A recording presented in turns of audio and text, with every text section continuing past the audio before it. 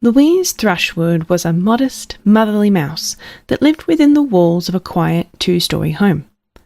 If anything could be considered loud in her home, it would be the bellies of her grandchildren, and as the family's food provider, it was her duty to keep them quiet. Each morning, before the sunrise, she would make her way to the house's kitchen to gather crumbs, drippings, and other scraps that had been carelessly left behind by the house's larger residents. This was the Thrushwood way, to take only what was left behind while no one was around to care. The most reward with the smallest risk. It allowed her and her family to live in the house without its residents being any the wiser, and she wouldn't hear any talk of her family being a bunch of thieves. As her father always used to tell her, it's not stealing if nobody wants it. Louise had never encountered any of the house's giants, but she knew that they were fond of midnight snacking and less fond of cleaning up after themselves. As a result, most of what Louise scavenged consisted of various cheeses, crackers, and cookies, which made up the majority of her family's diet. She would have liked if the housemasters snacked on some more fruits and veggies now and again, but scavengers couldn't be choosers. Wielding her father's sword, which had grown far too dull for combat, she would poke each crumb, inspect it, and place it in her basket if it passed her inspection. That morning, she happened upon something truly special in the midst of rounding up a scattering of cookie crumbs. One of the crumbs in question happened to contain a fully intact chocolate chip, the food of the gods. After sniffing it to confirm it wasn't just a raisin, she held it up to gaze at its shine in the sunlight.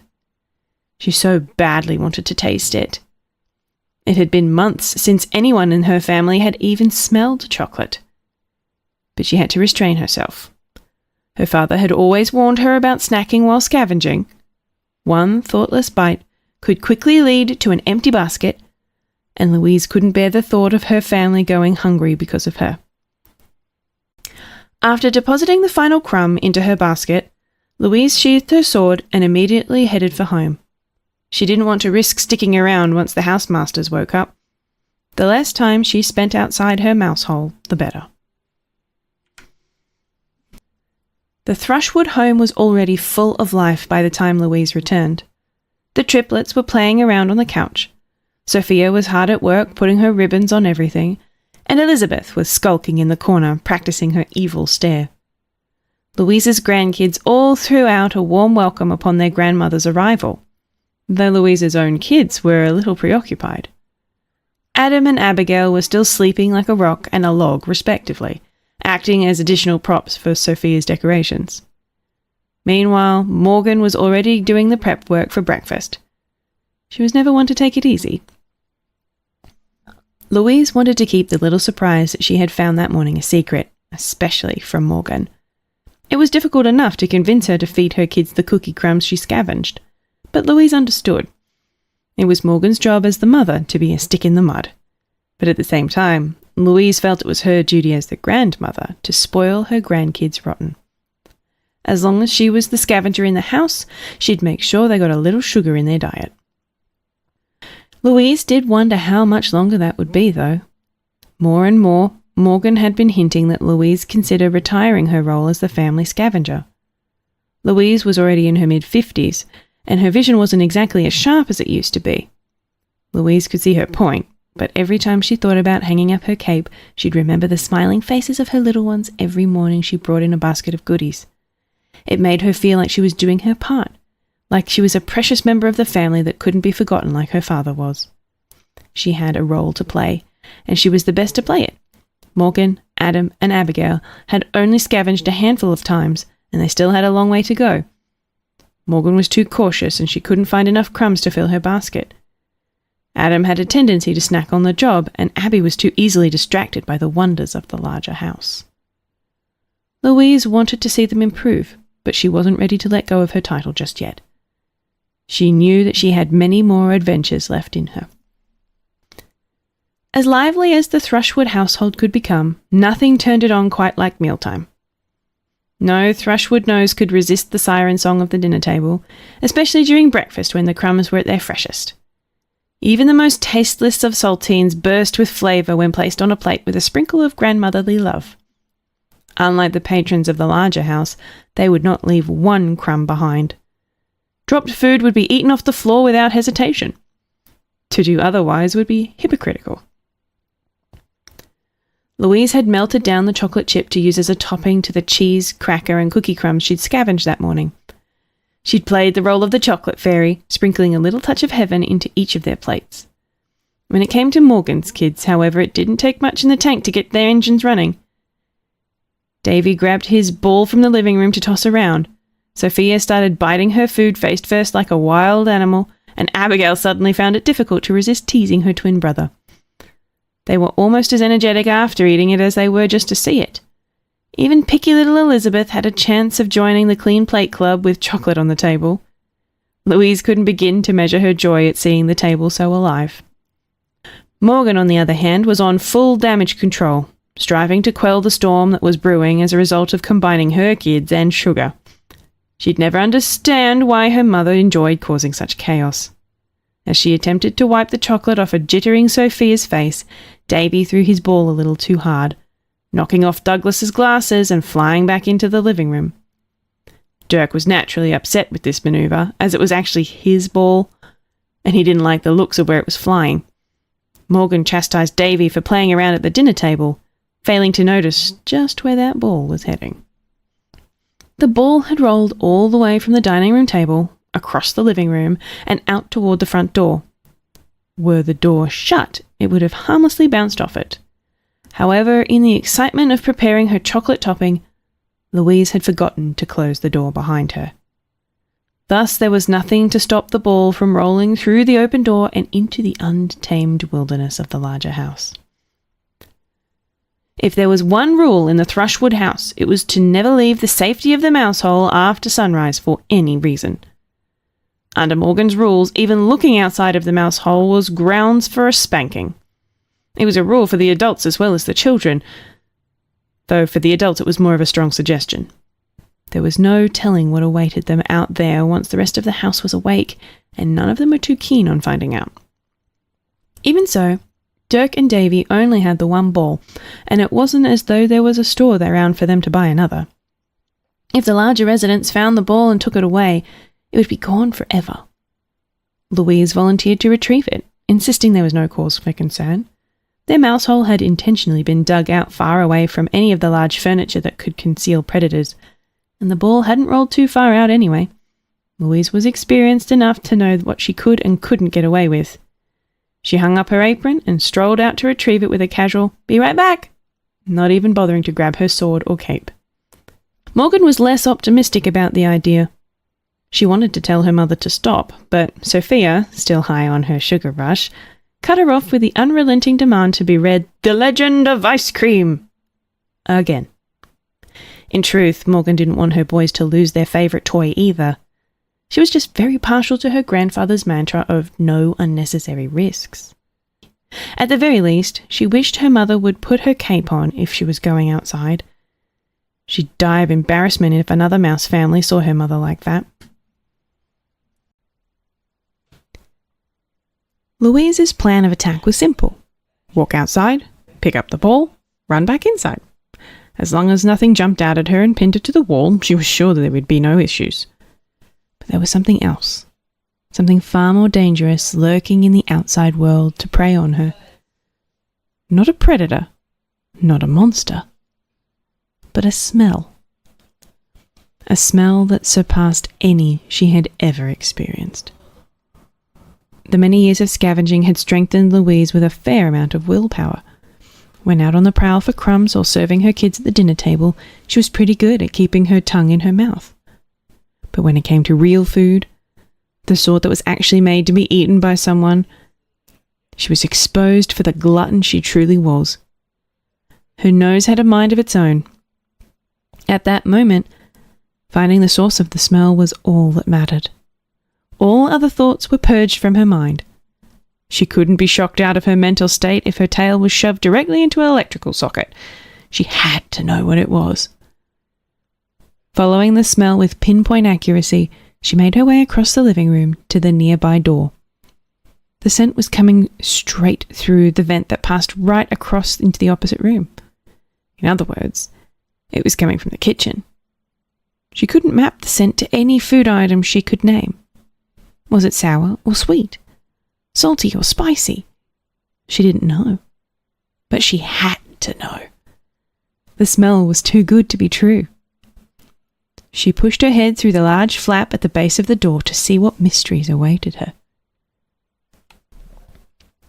Louise was no stranger when it came to cats. She had seen lazy cats, mean cats, dumb cats, snooty cats, and even dog-like cats. Her strongest memory was at the old barn where she and her father once lived. There was one scrawny orange barn cat tasked to protect the silo from vermin. He was a pitiful creature, really, frightened off by a simple poke to the hindquarters with her father's sword. Over time, Louise's father managed to train him to fetch the leftovers from the farmer's table and save him the trouble of scavenging. Over time, Louise saw the cat as a friendly companion, like a big teddy bear that brought her food. The creature on the other side of that door flap, though, was no teddy bear. Its appearance was so striking that it knocked Louise out of her trance. The beast was covered from head to tail in a forest of thick fur. Much of the forest was coated in a bright brown, with white markings lighting up its cheeks, feet, belly, and tail tip. The white markings on its feet and tail were preceded by heavy patches of dark brown, resembling the broken shackles of an escaped prison convict. That same dark shade of brown formed long, jagged stripes that descended down her back and forehead, like scars obtained in the process of escaping said prison. Most intimidating of all, her side boasted a unique and unusual marking of the same dark colour in the shape of a foreboding skull. As the cat turned around, Louise could see the same marking miraculously adorn both sides, making the creature equally intimidating no matter which way it was facing. The cat's fur was certainly off-putting, but what really struck Louise was how massive the beast was in size. While the vast amount of fluff obscured the creature's true size, this was definitely one fat cat. It made her old barn cat friend look like a large rat by comparison. Louise couldn't believe she had been living in the same house as something so enormous without knowing about it. In hindsight, she was feeling awfully glad that her family avoided the house's larger patrons. After taking in the sights, Louise's thoughts turned back to the smell. The cat was rather unceremoniously lapping up a bowl of milk on the kitchen floor. It was a familiar sight for Louise. The barn cat did it all the time. But where was that smell coming from? The aroma certainly wasn't coming from mere milk, and there didn't seem to be anyone else in the kitchen. But Louise's nose didn't lie. This was definitely the room it was coming from. Just then, Louise heard a loud ding. She instinctively ducked down, thinking the cat had noticed her or Morgan had come to drag her home. In actuality, it averted the cat's attention even further away from Louise. Louise watched intently as the cat made its way over to one of the large kitchen boxes she had always found too risky to mess with during her scavenging. After responding to the ding, the cat returned to its milk bowl, and Louise became privy to the answers of two of her questions. Where was the smell coming from? And how was this cat so fat? It seemed a little strange to see a cat with a milk bowl without a food bowl to go with it. The cat returned not with one food bowl, but with 5. Each one contained a gloriously fattening dish beyond anything Louise's taste buds had encountered. If she couldn't smell it herself, she'd never believe it. Soft swirl ice cream sandwiched between 2 donuts, boiled shrimp coated in chocolate, a burrito stuffed with cheese fries and layered with honey, and one of the bowls looked to just contain a jar of mayonnaise with an ice cream cone stuck to its lid by way of caramel. The cat certainly had peculiar tastes. But Louise wasn't one to talk. Each bowl sent more and more saliva pouring out of her mouth until she finally caught herself and scooped her tongue off the floor. She knew she had to resist her burning desire to leap into the nearest bowl and join the cat in its feeding frenzy, but the food wasn't helping her sense of duty. The bright blue bowl closest to Louise had a ham, cheese, and marshmallow sandwich in it that was practically begging her to eat it. The raw fish in between the two bread slices was practically looking at her. She could hear it calling her name. Just one bite. Morgan and the cat will never know. Louise couldn't do it. She had to turn away. If the twin skulls on the cat's sides were good for anything, it was dissuading Louise from risking getting up close and personal with them. The last thing Louise wanted for was this creature to find out there were mice in the house. Wrestling herself free of the tantalizing odours and colours, Louise pulled her head back through the door and steeled herself to return home. The image of the cat eating was burned into her mind as she headed back, including one little detail that stood out to her. Louise had encountered those bowls before in an empty state. Each one was emblazoned with a single word must have identified its owner. Ambrosia. Louise's foray into the unknown had not gone unnoticed. While she had felt helpless to do anything as her mother brazenly wandered beyond any conceivable realm of safety, Morgan was all too eager to read her mother the riot act upon her return. Slamming the door to their home shut and locking it tightly, Morgan shoved her mother back into the dining room. Louise's feet dragged along the dirt floor in apprehension. Louise didn't make any excuses. She knew what she did was wrong. She knew Morgan's anger was justified. She had let her love of food take over and put an unnecessary risk on the family's head. This was not the Thrushwood way. What would her father think if he were here to see this? Louise didn't dare mention the sights she had seen, as she knew even hinting there was a cat in the house would send Morgan to the ceiling. She could still remember all the times Morgan would crawl into her bed at night, crying that she saw a cat tail outside her window. They had lived in a hollow log back then, and it took forever to convince Morgan that it was just a cat tail. But this time the cat tail was very real, and like the rest of the cat, it was bigger and fatter than even Louise had ever seen. Louise wasn't about to tell Morgan how close she had come to revealing herself to it, though it didn't seem like she could make things much worse for herself. Morgan insisted that if Louise was going to act like a child, then she would be treated like one. From that day forward, Louise was to follow all of the same rules as Morgan's children. No leaving the mouse hole or even looking outside of it under any circumstances. Naturally, this meant her scavenging days were officially over. Louise wanted to protest, but she had nothing to counter with. What she had done was reckless. What if she encountered such a delicious smell while scavenging? Would she be able to control herself then? It wasn't as though Morgan, Adam, and Abigail couldn't perform the job. It would probably be better in the long run for them to start getting that experience. Louise just wished her time didn't have to end so abruptly. Louise meekly accepted her daughter's punishment in silence. Though her sadness was overtaking her, it lessened as she handed Dirk his ball, watching the smile on his face as he scampered off to play with it. She wanted to keep feeling it, that feeling of providing for her family, that feeling of being useful. Whether she was a scavenger or not, she wanted to keep that feeling alive, even if she had to fight off 100 cats to make it happen. The following morning, Louise rose before the roosters crow to carry out her scavenger duties as normal, only realizing when she got to the front door that it was her first day of forced retirement. Morgan had modified the sign on the front door to say no children or old ladies beyond this point. Louise got the message, but she felt a bit slighted. She wasn't an old lady yet, so clearly this sign didn't apply to her. She looked back to confirm her kids were still snugly tucked in bed. Then she impishly pushed open the door and stuck one foot out, as if to stick a finger in the sign's eye.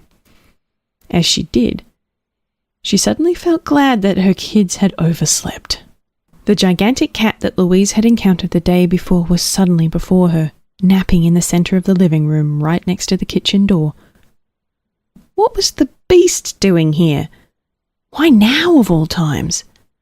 Louise had never encountered it before yesterday. Had it detected her? Had Louise given away that there were mice in the living room? Was it her drool?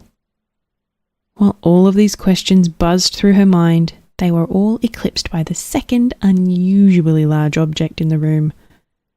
A well-sized slice of cake, at least 3 times as big as Louise's whole body. It was resting on a plate, uneaten, right in front of the snoozing cat. Louise didn't know what to make of such a sight. Did the cat originally have the entire cake and fall asleep after eating all but one slice? Did someone set the cake down as a treat for the cat after it woke up? Was this cat perhaps so pampered that it coughed up cake slices instead of hairballs? In any case, it was clear that this cake was off limits. She knew her father's words all too well. Scavengers only took what was unwanted. Anything more was stealing. It didn't matter how much her tongue was screaming for satisfaction. It didn't matter how much it looked like that cat could sleep through construction work in a thunderstorm. It didn't matter how much untold joy her grandkids would experience receiving even a single lick of that frosting. There was simply no way she could run out and take a piece of that cake, even if it was within the safety zone. It was unthinkable. Yep, completely out of the question. Before Louise knew it, she was standing beside the cake, her heart pounding from her chest so loudly she was afraid it would wake the cat. She couldn't remember how she got there, or even when she put on her cape. Her nose had staged a mutiny and had taken control of her feet. Not that she realized such a thing at the time. It was too rational for her state of mind. Her mind was on the cake, the delicious, all-important cake. Her eyes were practically turning pink to match its glossy glow as she shambled towards it like a zombie. How much could she take? Was it better to go for the front or the back? Could she dare make 2 trips? Should she use her cheeks like a squirrel to carry as much as possible? Would it still be edible if she did? All of these fleeting thoughts eventually gave way to one word. Strawberry. Without skipping a beat, she thoughtlessly clambered onto the cake slice and seized the crown jewel resting on top of it, twirled around and sprinted back to safety, out of the snoozing behemoth's long reach. At least that's how it went in her head. In reality, her legs had become nothing more than wheels spinning in the mud. They were moving quickly, but her body wasn't going, and there was a suspiciously heavy weight now resting on her tail that even her cake-addled brain couldn't ignore. Louise suddenly understood the feeling her daughter had felt when fearfully climbing into her parents' covers all those years ago. With thoughts of frosting and happiness forcefully ejected from her mind, all now she could dream about was the thought of her dad petting her head and comforting her with the revelation that it was only a cattail. By the time the cat released its vice grip on Louise's tail, the mouse was too paralyzed by fear to even consider running. With much of her mental facilities restricted, Louise could only stare up at the controller of her fate. The massive beast glared down at her with those watchful green eyes, shining bright enough to illuminate a dark room. As the two stared motionlessly at one another, a desperate thought of hope managed to escape the tangled maze of Louise's mind. It was true this cat was beyond intimidating in appearance, but Louise wasn't entirely sure what kind of personality it had. She knew it had an appetite that could rival even her own, but beyond that she had no clue what category this creature fell under. Perhaps at heart it was no different than the timid barn cat she and her dad had befriended all those years ago. Finding the strength to speak, Louise called out the name she had seen written on those food bowls. Ambrosia. Based on the way the cat's ears pricked up, Louise was convinced that she had guessed its name correctly. It gave her the courage to continue. She began by apologizing to the cat for disturbing its sleep and taking its strawberry. She set the strawberry down as a peace offering, insisting that the cat would never see hide nor hair of her again if it let her go. She attempted to butter the cat up, insisting that a cat so big surely had a big heart to match. She was reasonably certain it was a lady cat, so she added that a lovely lady like herself surely didn't have the stomach for violence. She She gauged the cat's face for a reaction. Louise wasn't certain, but she thought it was smiling, so she smiled back as best she could, putting all of the manners her dad had taught her to use. Was she getting through to it? Had she said something wrong? Could the cat understand her words? She wasn't ashamed to become a total kiss-up, but she wasn't certain what traits the cat would even want to be praised for. Was it proud of its fluffiness? Its appetite? Its fur markings? Louise didn't know what to praise, but she knew she had to pick something. In the end, she blurted out that she'd never seen such a fat cat before, and she instantly felt the colour seep out of her pores. Why had she said that? It had sounded much better in her head. But who would ever take that as a compliment? Accepting that she had possibly sealed her fate, Louise put on her cutest, most innocent face, and then she waited. Waited to see how the cat would respond.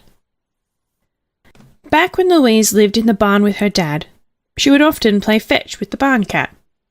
She'd tie up some hay into a ball and toss it out the window, watching with joy and amusement as the cat would clumsily fumble over itself to clamber out the window and retrieve it, only to bring it back with an ignorant grin on its face, hungry for more.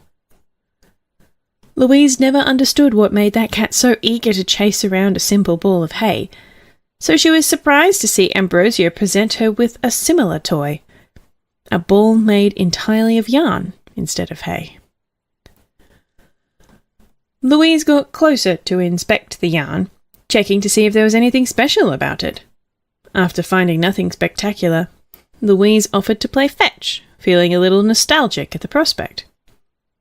Ambrosia simply nudged the yarn closer, as if suggesting Louise to take a closer look. Curious, Louise peered into the tangled maze of yarn. As she stared, she felt her mind slipping away into the crisscrossing red lines. She started appreciating it like a work of art, the lines flowing in random yet orderly methods and converged into one collective sphere.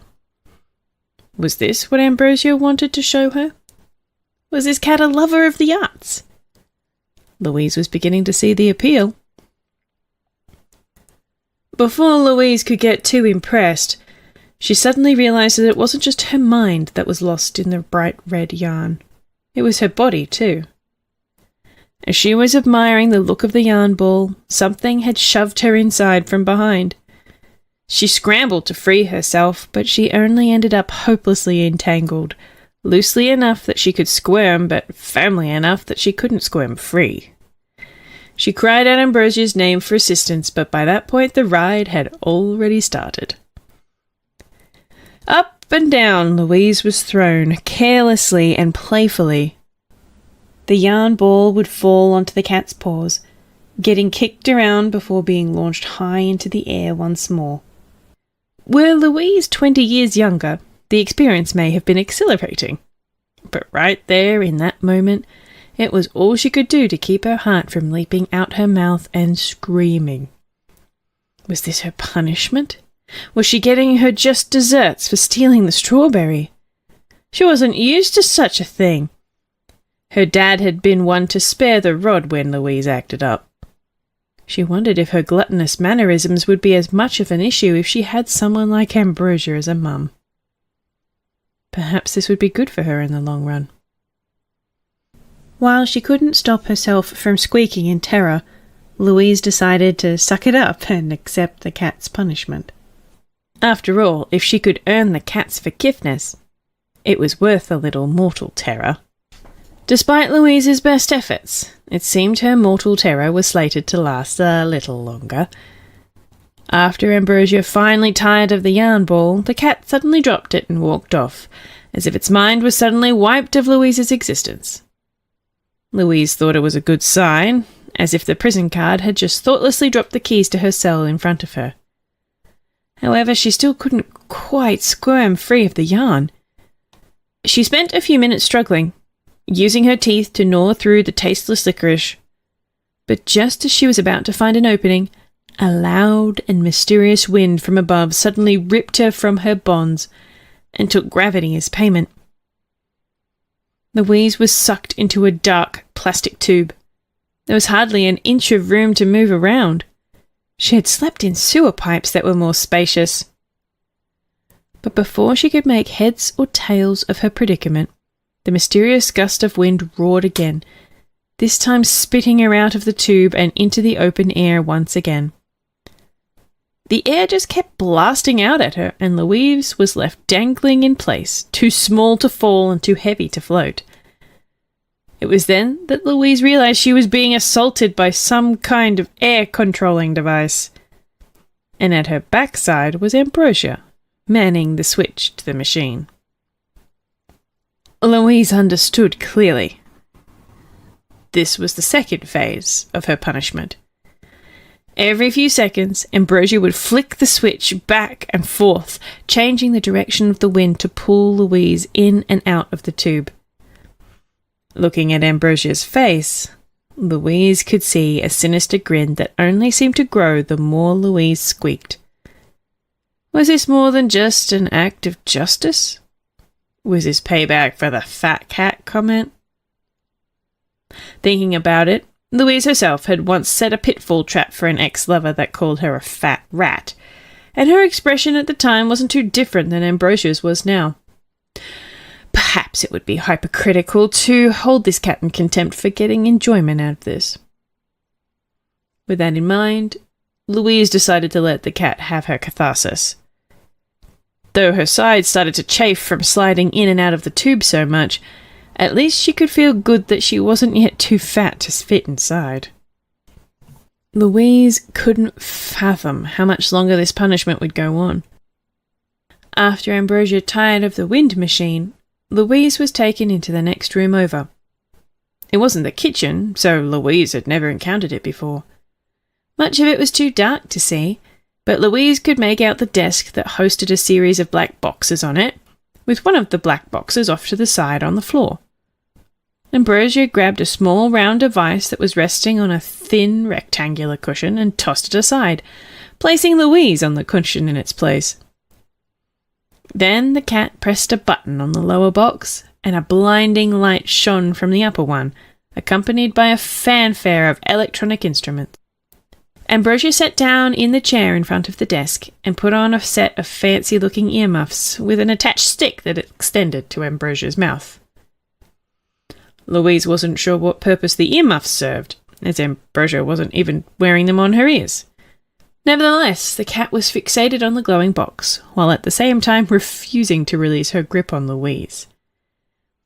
In terms of punishment, it was far tamer than the yarn ball or the air machine. Ambrosia would slide Louise around the mat with erratic movements, occasionally pressing down on Louise's backside every few seconds. Louise couldn't understand how this movement translated to the shiny box, as Ambrosia seemed to be really happy with what was going on, hardly paying any mind to the mouse at all. Perhaps Louise was being used as a stress ball, while Ambrosia consulted the shiny box. Reaching into the desk, Ambrosia pulled out some junk food to snack on during her box game. The smell surprised Louise, as she had never imagined that food could be found in the house outside of the kitchen. She was especially surprised to see Ambrosia pull out a homemade ice cream float that was still projecting its coldness. Fridges go in kitchens, not dark mystery rooms. Did this cat have a second fridge just for playing box games? More importantly, Louise was desperately trying to figure out if she had managed to win the cat's favour yet. She was content to act as the stress ball or whatever if the cat would just sign a release on her detainment. Once she got used to it, the pressure from Ambrosia's paw was even a bit relaxing, like a deep tissue massage. She wanted to ask Ambrosia if they were square, but it didn't seem like quite the right time to ask. Whatever game Ambrosia was playing, she appeared to be winning. Louise's eyes still hadn't adjusted to the light after being removed from the box room, but she could tell from the colour of the wallpaper that she was in another new room. She wondered if she would ever see the living room or her beloved family again. Short of earning Ambrosia's forgiveness, Louise had been counting on the cat getting bored or running out of things for her to do, but each of the cat's cages just seemed to give way to another. After having her fill of snacks and box games, Ambrosia seemed to be in the mood for a nap. It made sense. Most of Louise's memories of cats involved them sleeping, or being drowsy enough to lull to sleep, a fact to which she attributed most of her family's survival. Even so, it seemed she wouldn't be getting out of this one quite so easily, as Ambrosia sat a hairbrush in front of Louise before assuming the curled position of a sleepy kitty. She also refused to close her eyes until Louise began brushing her fur, reopening them each time Louise took a break. Louise calculated her options. Even if Ambrosia did nod off, Louise felt as though all of her goodwill would fly out the window if she was suddenly gone when Ambrosia woke up. And that was assuming she could even get away. What if she made a run for it before Ambrosia was fully asleep? There was no way she could outrun a cat at her age.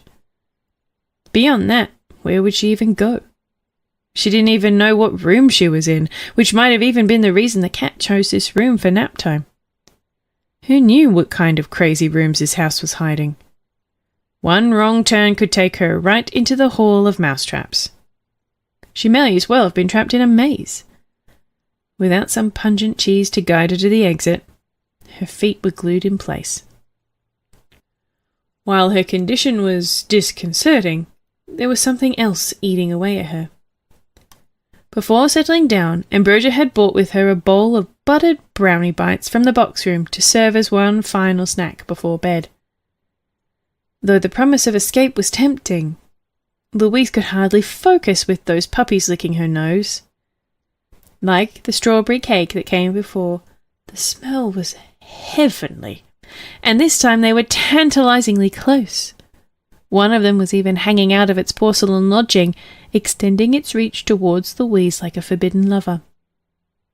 Louise wanted to accept its embrace, to grant it a simple peck on the cheek. She might have gotten away with it had she been pampering one of the lazy cats from her childhood.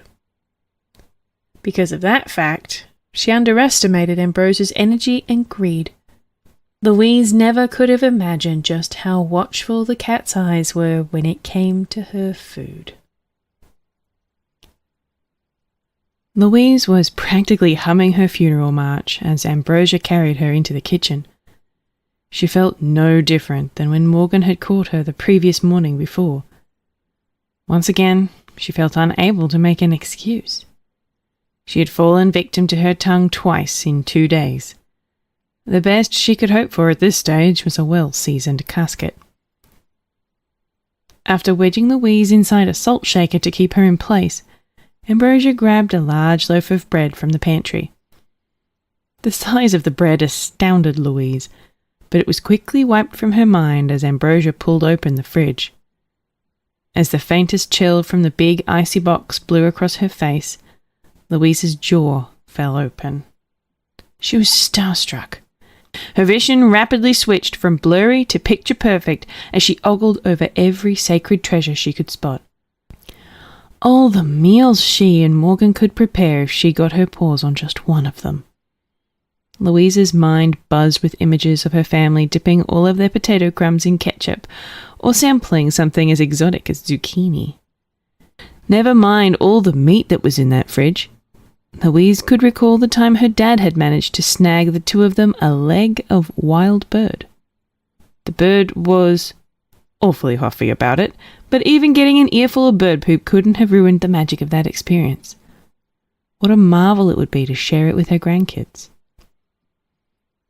Louise couldn't even take notice of why Ambrosia opened the fridge or what she was rummaging around for.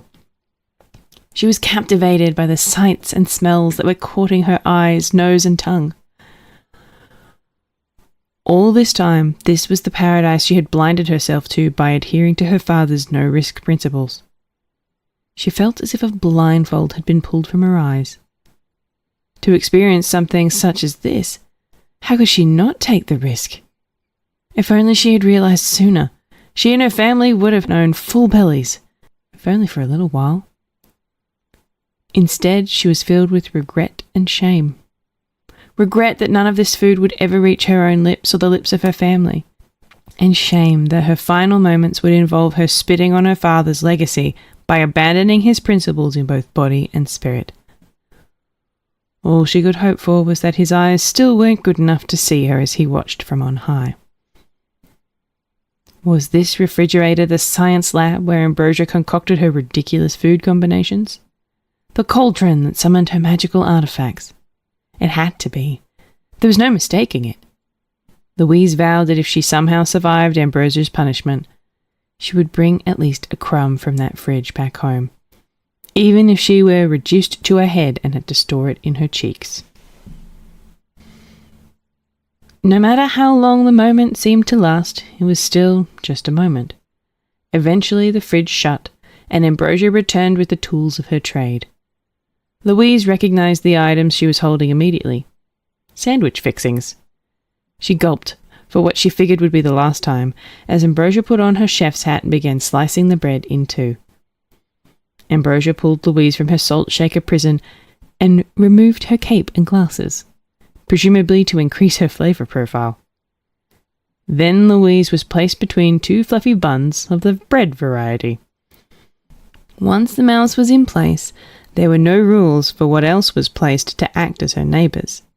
Lettuce, tomato, mayonnaise, peanut butter, raw fish, whipped cream, and a slice of pizza for texture. It was a signature Ambrosia creation. Though Louise had been willing to accept her punishment, once she was inside the sandwich, her survival instincts took hold. She didn't want things to end like this. She wanted to see her family again. She wanted to eat tasty food. But now wasn't the time to think about snacking. Ignoring all of the delicious toppings that surrounded her, Louise scampered towards the end of the sandwich furthest from Ambrosia, hoping the cat's chomping was slowed by all the snacks she ate earlier. Ideally, with all the toppings the sandwich had, the cat wouldn't even notice she was missing. She poked her head out of the sandwich, squeaking in terror as she strained to pull her back half free as well. After finally freeing herself, she started to make a run for it, but paused when she didn't hear Ambrosia's massive footsteps chasing after her.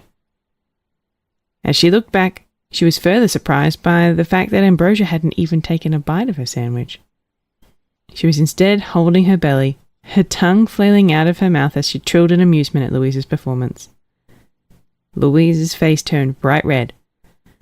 First in embarrassment, then in anger. She was beginning to suspect this cat was messing with her. With a pickle on her head and a chip on her shoulder, Louise was positively beside herself.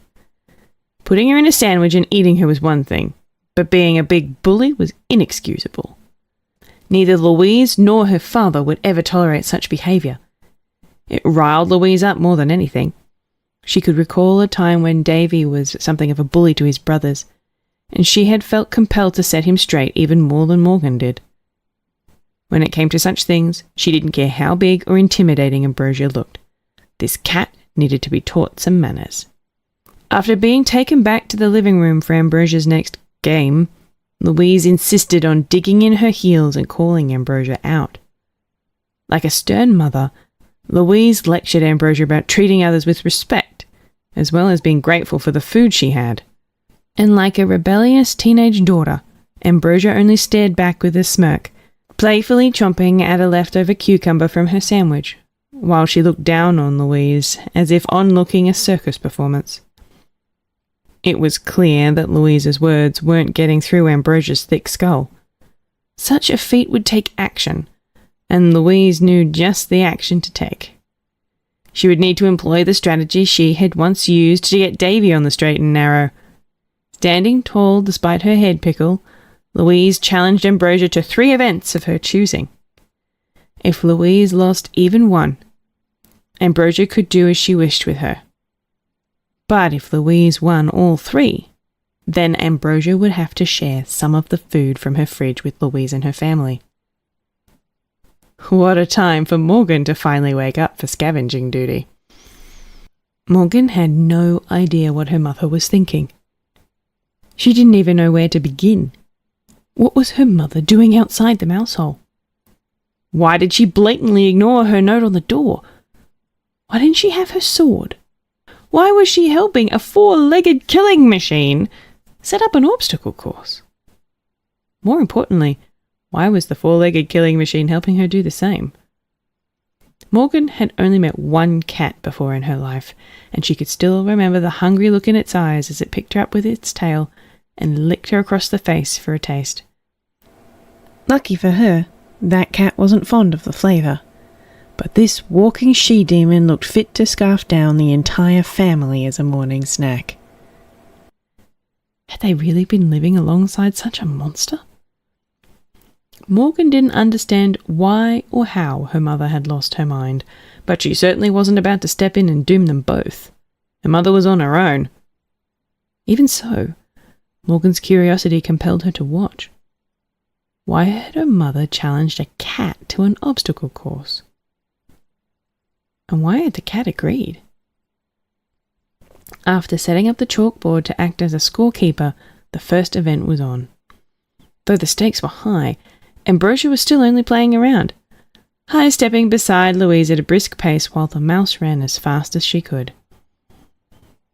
Ambrosia intentionally knocked over every obstacle she came across. Whether it was intentional or sheer clumsiness, it didn't matter.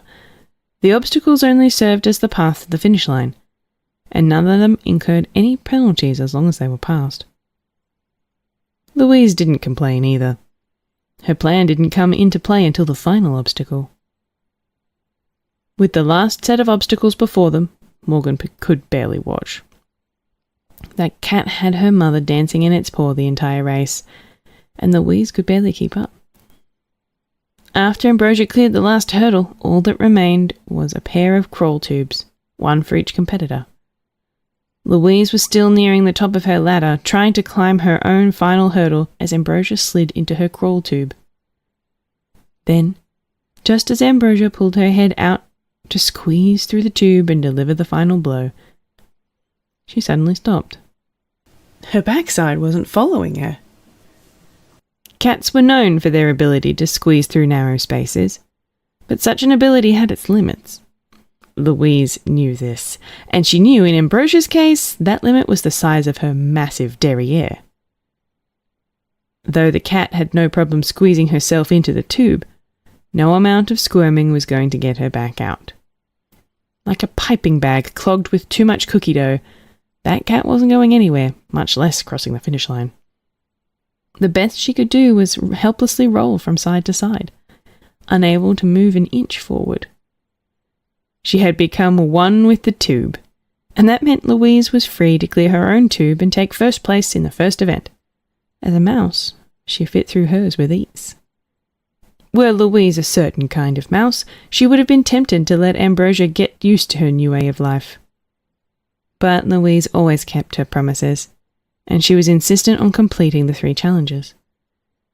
She left right away to get the butter, instead of accepting vindication for calling Ambrosia a fat cat as her prize. Morgan wasn't too keen on the idea of releasing the cat from its big blue shackle, but she had to admit she was impressed her mother could show the creature up. With a face full of shame and a belly full of butter, Ambrosia's tail waggled in anticipation of the second event. Louise could tell she was no longer playing around, and given her performance in the obstacle course, Louise didn't blame her. Louise had planned for this, though, and was ready to announce the second event. Of the few cat toys Louise could name, there was one she could call her favourite. One that her father had once used to save her from a whole basket of kittens. The dot maker. Louise knew cats loved chasing around the red dot made by the dot maker, even cats that didn't like to run. That was why she knew Ambrosia had to have one, and it didn't take much probing for Ambrosia to draw it out of her toy box, which meant Louise had everything she needed for the event. Using the dot maker, Louise would try to keep the dot away from Ambrosia for 10 minutes. If Ambrosia caught it before time ran out, she would win. If Louise's dot could evade her for all that time, she would win. In order for the light to be caught, Ambrosia would need to hold it in her paws for at least 5 seconds. And to make sure Ambrosia was content with these conditions, Louise made sure to offer Ambrosia the option to refuse the challenge. That is, if it was too difficult for her. Naturally, Ambrosia would never refuse after such a statement. She indicated her acceptance by lowering into a pouncing position. Louise nodded and started the timer. Morgan was given a front row seat as a cat transformed into a frog before her very eyes. Having been drawn out of her mouse hole to watch more closely, it was all she could do to hold in her laughter. The cat was clumsily and determinedly leaping and flopping its way around the living room, desperately trying to catch a collection of light. As the cat's frustration increased, it began diving into the light head first, trying to catch it in its mouth. It paid little mind to what its face slammed into, whether it be floor, wall, or lamp. Morgan could commend the cat's resilience, though she started to wonder if it was actually just an oversized kitten.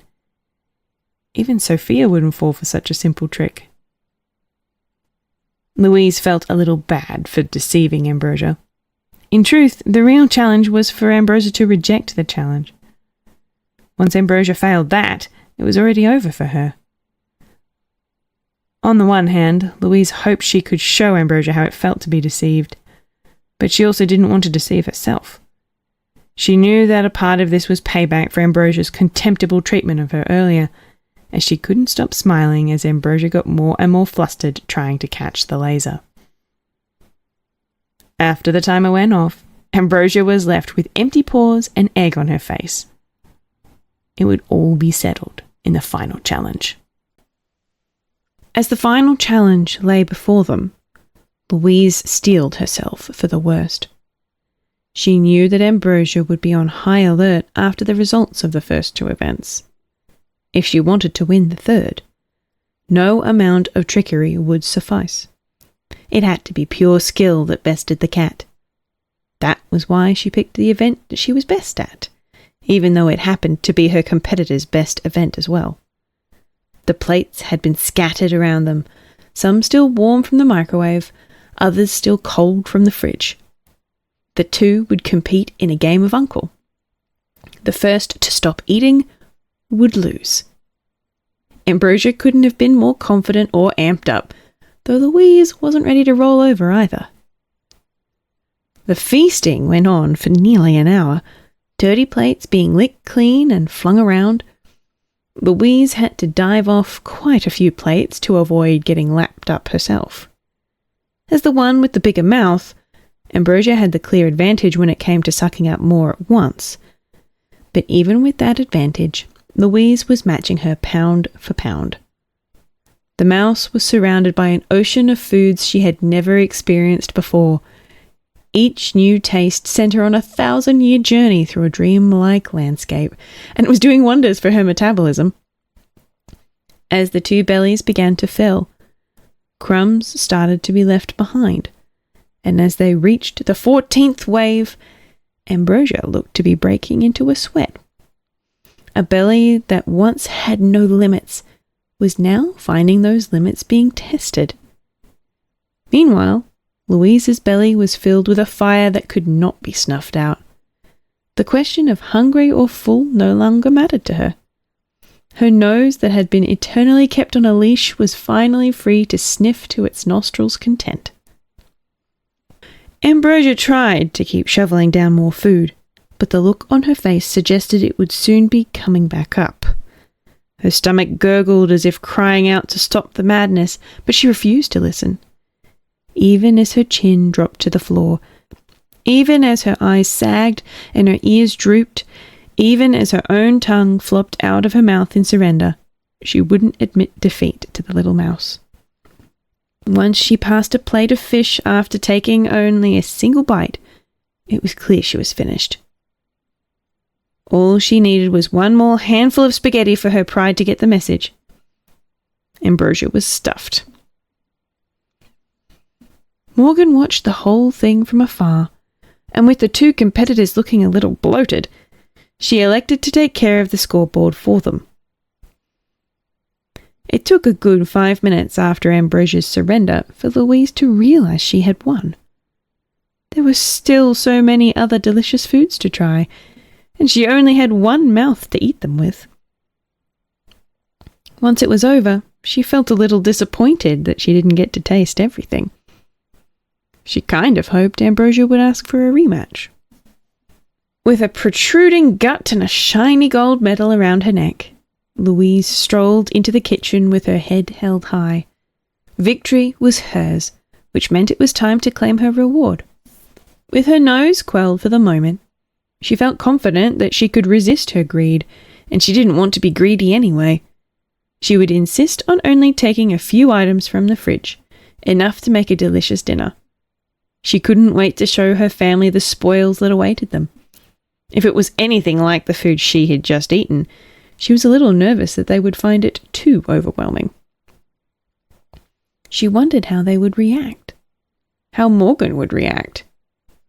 Would this earn Louise back her scavenging privileges? Would Morgan chastise and punish Louise even further for her recklessness? And what would her father say if he could see her now? She had dishonoured the Thrushwood way, but made it through the brambles and to a new promised land.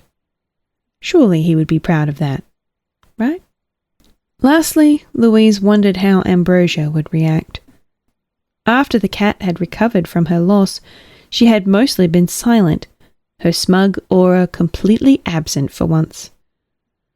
Perhaps experiencing such loss had humbled her and taught her that size wasn't everything. Perhaps Louise had earned her respect with her performance, and they could now become close friends. Ambrosia and Louise did have similar taste in food. Perhaps they could share recipes.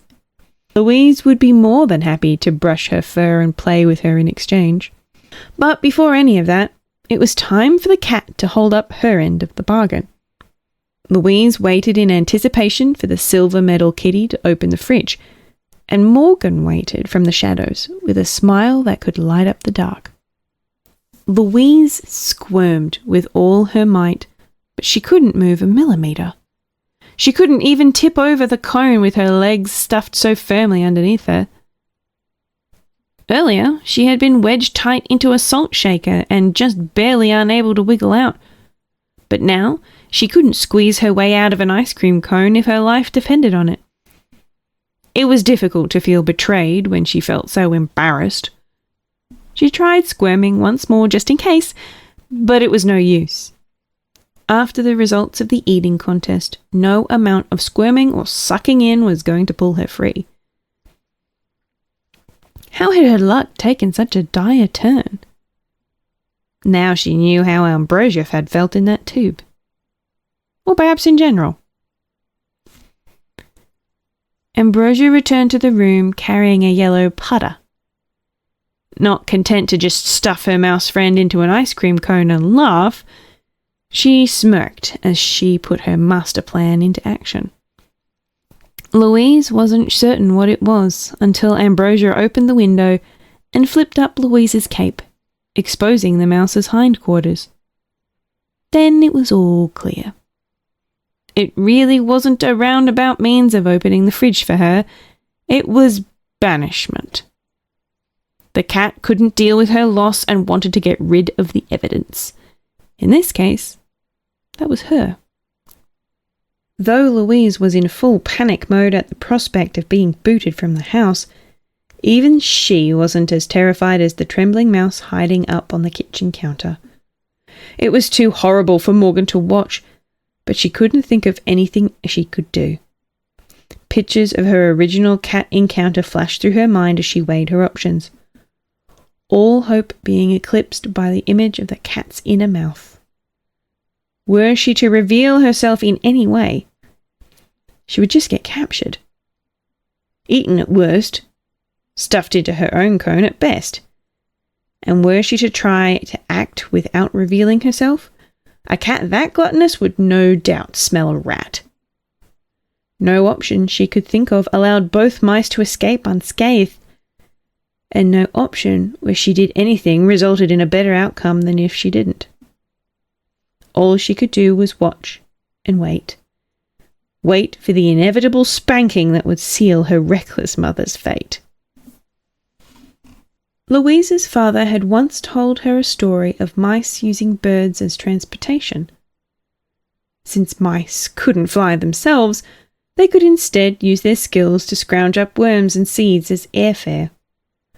Louise never did get a chance to rent a bird herself, but she had always been a little curious as to what it was like. As it turned out, flying was terrifying. It was even worse than being stuck in the wind machine. Unlike in that circumstance, she felt as if there was nothing guiding her way, nothing ready to catch her as she inevitably fell. Everything was out of her control, and all she could do was accept it and soar skyward. She wondered what would become of her family. Would they ever find out what happened to her? Would Ambrosia pick them off one by one and make them share Louise's fate? Even little Sophia? Would Morgan catch one glimpse of Ambrosia and leave the house forever, returning to an unfamiliar wilderness? Would they be okay? Louise had no answer to these questions, but she did have one answer. No matter how far she flew from the house, she would stop at nothing to return. She would stop at nothing to see her family again. Ambrosia snidely waved off Louise's flight, donning her best hat and waving a handkerchief as if to suggest how much she would miss Louise. In reality, the cat felt nothing but joy as she watched her defeat sail out the window and out of her life. With the mouse sent packing, her honour as a cat had been restored, and her perfect record of defeating every mouse she went up against was preserved. Whether or not she went back on her word was irrelevant, as what good was a cat's word to a mouse anyway? Closing the window, Ambrosia felt fit for a celebration. But first things had to come first. There was still one loose end left to tie up. For at least one moment, Morgan had glimpsed at the forbidden fruit her mother had discovered and considered it possible to nibble on herself.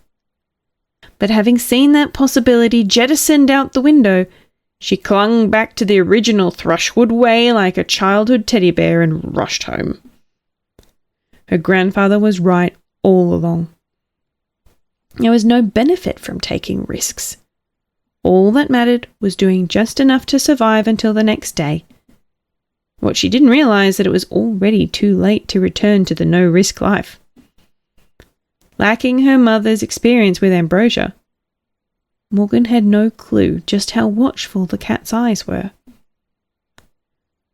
Morgan's escape route was cut off by the cat's paw. Upon being caught, Morgan immediately subjugated herself, begging and pleading for her life while throwing out promise after promise that she wouldn't cause any trouble. Her wailing was loud enough to draw the attention of Adam and Abby, who were getting hungry and growing curious how their sister was faring as the new family scavenger. They took one look at her bowing before 20 pounds of raw cat blubber and got the sense that breakfast would be a little delayed that morning. The blubber grinned menacingly, revealing the size of its pointy teeth. After having so much fun with the first mouse, she was hungry for more. And seeing the red-caped mouse put on an even more pitiful display than the green-caped one, it was clear that fun was exactly what she'd get. Wrapping her tail around the red-caped mouse, she motioned with her paw to invite the two watching from behind the wall to come play too. No longer content with a mere game, Ambrosia wanted a full-fledged party.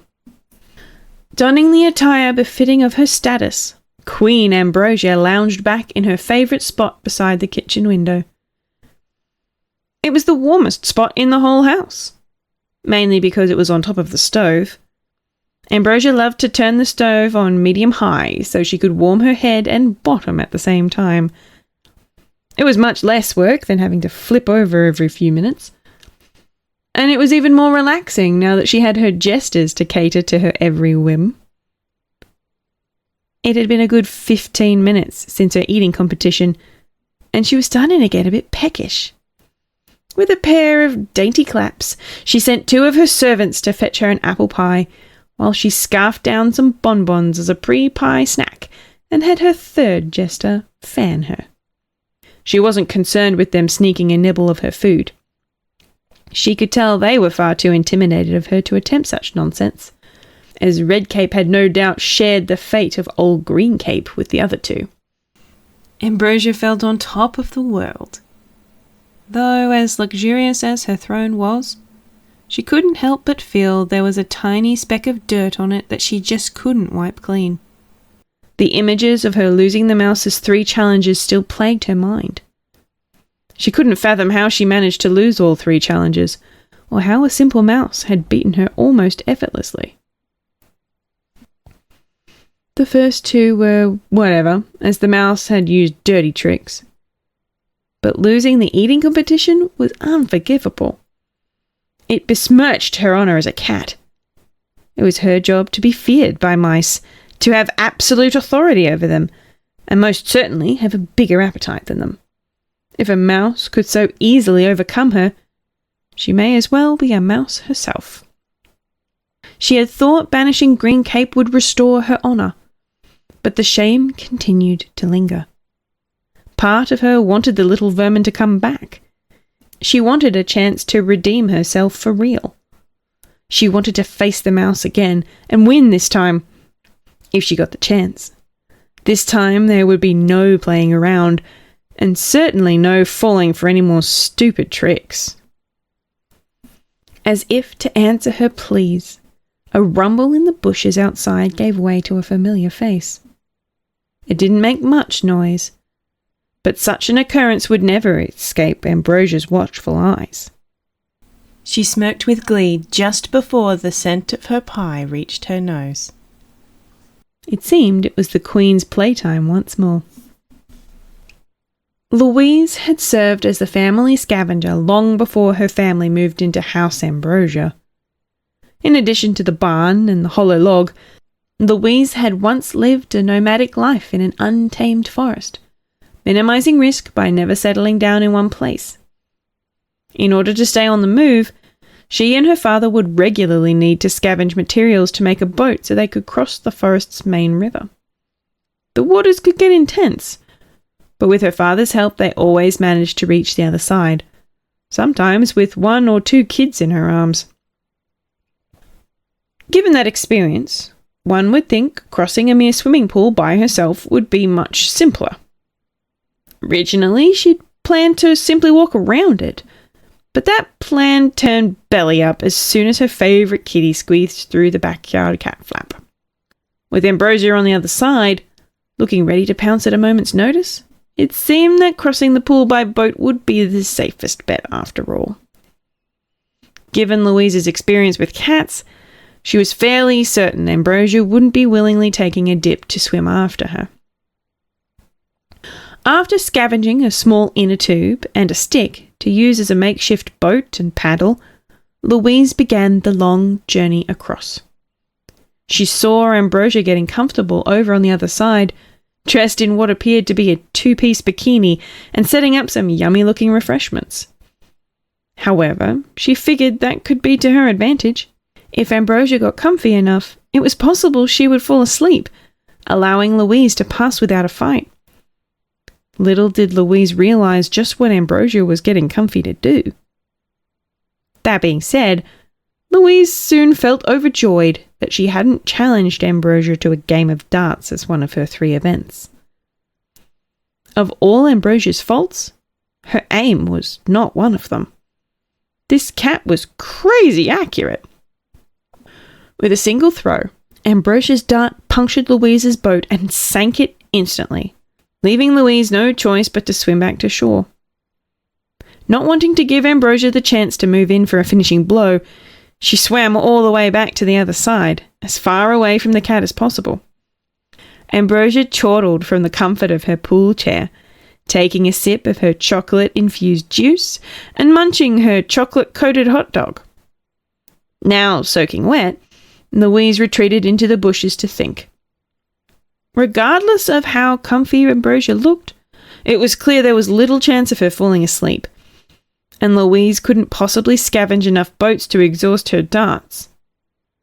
Moreover, it would be difficult to make it to the house even if she did manage to cross the pool. Ambrosia could just wait on the edge and scoop her up as she approached. There had to be a way across that would give her a clear shot to the back door, and Louise would give up anything to find it, even the nose on her face. Ambrosia was grinning from ear to fluffy ear, having successfully repelled Green Cape without breaking a sweat. She could feel the weight of her shame beginning to lift. All she needed to do was stop a few more of the mouse's futile attempts, and her reputation as a cat would be restored. She wondered what the mouse would be planning next as she kept her eyes locked on the bush it retreated into. Before long, Green Cape returned to the pool with a new plan and a new boat. Despite its size, it managed to lug an entire half of a mattress from the bushes and plop it into the pool. It was an impressive display of strength, but Ambrosia could only smirk at such a pointless endeavour. It was no use trying to use a boat that Ambrosia couldn't pop with her darts. Even if it did manage to row across, Ambrosia could just snatch it up once it reached the other side and send it flying again. No big deal. Ambrosia kept watching with curiosity, as the mouse hadn't yet boarded the boat. It seemed to still be assembling something to place on it. Ambrosia hoped it was a weapon. She loved it when mice thought they could construct something to overpower her. However, as it turned out, it was something far more interesting. The mouse presented a plate of pancakes that looked like something ripped from the pages of a catalogue. They were perfectly stacked and topped with a variety of berries. Ambrosia had no idea where the mouse obtained such a scrumptious treat, but she could smell a trap a mile away. The mouse was clearly trying to lure her to the other side, where it likely had a snare or something in wait. Ambrosia wouldn't fall for such an obvious ploy, no matter how delicious the pancakes looked. Then, as if Green Cape could sense Ambrosia's hesitation, the mouse presented one final ingredient to drizzle down the flapjacks. Barbecue sauce. Ambrosia could feel the sweat falling down her face, while her tongue wiggled through her lips as if arising to feed. She couldn't believe Green Cape was capable of such devilry. This mouse was after her own heart. Ambrosia got up from her chair and took a casual stroll over to Green Cape's new makeshift boat. She could still see the mouse hiding behind the tree and could tell it was in no position to make a run for it. She took a closer look at the pancakes, then took a big whiff. They smelled just as good as they looked. The berries and barbecue sauce swirled together into a beautiful blend that sent Ambrosia's eyes spinning. Surely one little bite couldn't hurt. Louise internally fist-pumped as Ambrosia positioned herself onto the mattress to taste her creation. It seemed the two were cut from the same cloth after all. Louise knew Ambrosia would go gaga once the barbecue sauce made its appearance. Those were just the kind of taste buds Ambrosia had. Of course, Louise had them too, and it had taken every ounce of willpower and the prospect of returning home to her family just to keep her tongue off the berries she scavenged. She watched with envy as Ambrosia plucked the big strawberry off the top pancake and popped it into her mouth.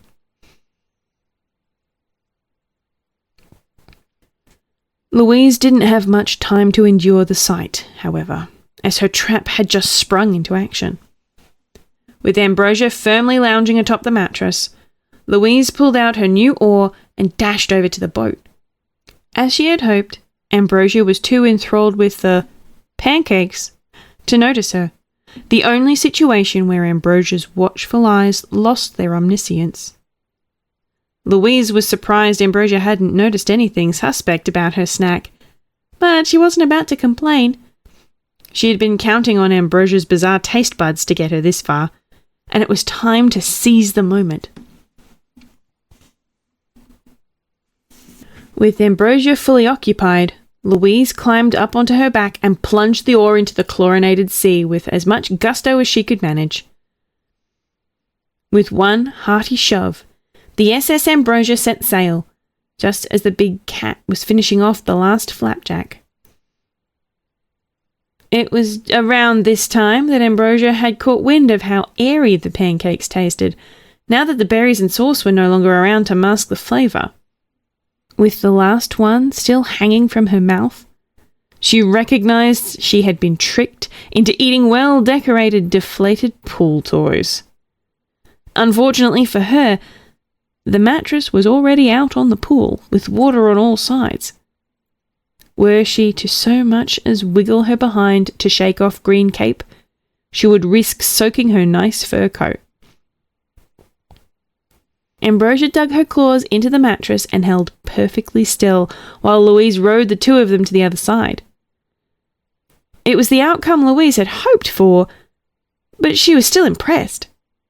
Who would have thought ill-mannered Ambrosia had it in her to be a perfect little angel when the situation called for it? Louise wondered if there was a way to get her like this all the time.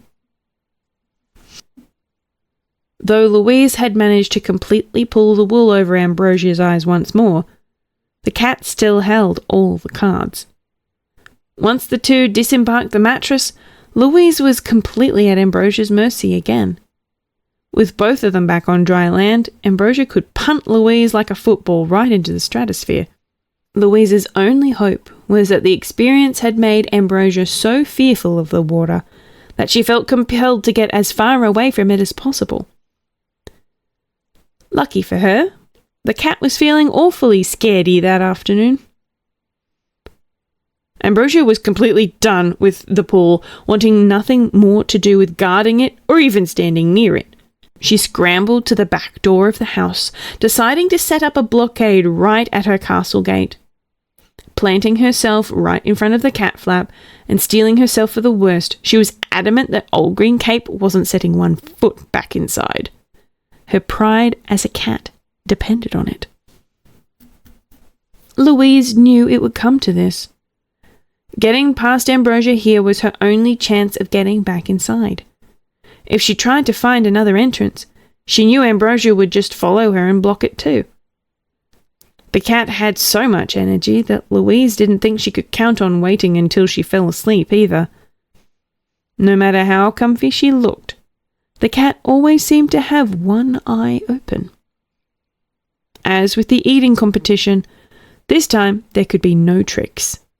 The only way through was brute force. Armed with only a stick, Louise readied herself for a fight.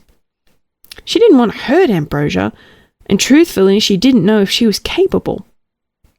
She figured her best hope was trying to get a good shot at Ambrosia's backside to deliver a decisive poke to the cat's rear, sending her running away in shock. Louise could only hope Ambrosia and her old barn cat friend shared that trait as well.